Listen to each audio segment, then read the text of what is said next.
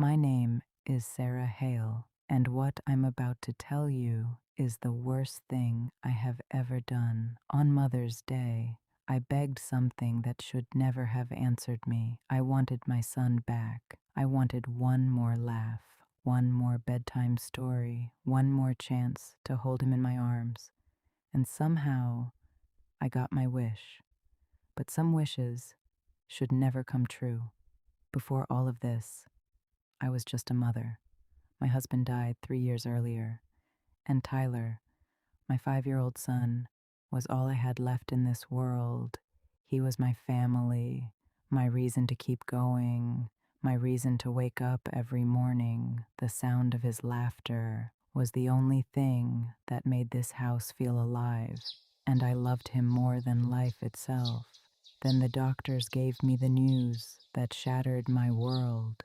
They said my son was dying. They said there was nothing more they could do. They told me to prepare myself, to make peace with the impossible, to say goodbye.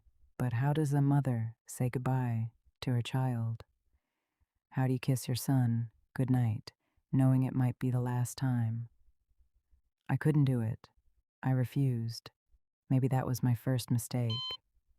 That night, while Tyler slept in his hospital bed, I went somewhere I'd sworn I would never return.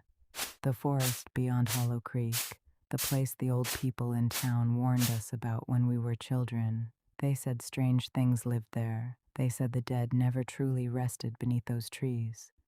The deeper I walked, the quieter the world became. No wind, no insects, no birds, just silence. A terrible, unnatural silence. I was desperate, and desperate people don't think about consequences. They only think about miracles. I searched for anything that could defeat death, anything at all, and then I found them, the 7 riders, waiting in the darkness, perfectly still, as if they had been expecting me all along. Their horses breathed smoke into the cold night air. Their eyes glowed like dying embers beneath the fog. And the figure at the front wasn't a man at all. When he spoke, his voice sounded ancient, like something that existed long before humanity itself. You wish for the dead to walk among the living once more. Then life must be given in return. I should have run. I should have turned back. But all I could think about was my little boy. I thought they meant one life, one sacrifice, one soul. I didn't understand the bargain I was making. I didn't understand that they wanted everyone. The next morning, Tyler opened his eyes.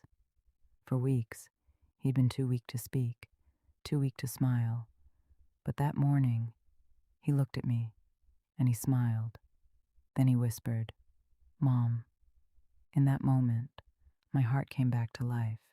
For one beautiful, selfish, horrible second, I believed I had beaten death. I believed I had won.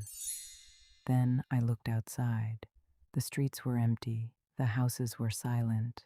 No children, no barking dogs, no neighbors, no laughter, nothing.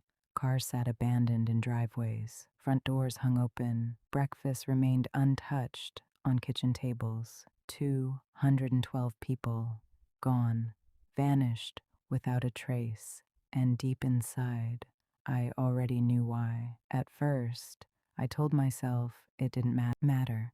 I told myself I would accept any price, because Tyler was alive, because he was here, because I could hold him again. But eventually, they came. The memories, the echoes, the ghosts of the lives I had stolen. I saw a father teaching his daughter how to ride a bicycle. I saw a family celebrating a birthday that would never happen. I saw mothers laughing with their children at dinner tables that now sat empty. People who had dreams, people who were loved, people who deserved tomorrow. And every single face follows me. Every single night, I hear them, I see them, and I know that their blood is on my hands. I wanted to be a mother again. I wanted one more chance, one more hug, one more bedtime story, one more chance to hear my son say, "I love you, Mom." But I forgot something. Every mother loves her child. Every parent would fight against heaven and hell for the people they love. And because of my selfishness, other mothers lost their children too. I brought my son back, but in doing so, I lost myself forever. And some nights, when Tyler falls asleep, I still hear them, the sound of hooves slowly moving through the darkness, waiting, watching, patient, as if the debt has never truly been paid.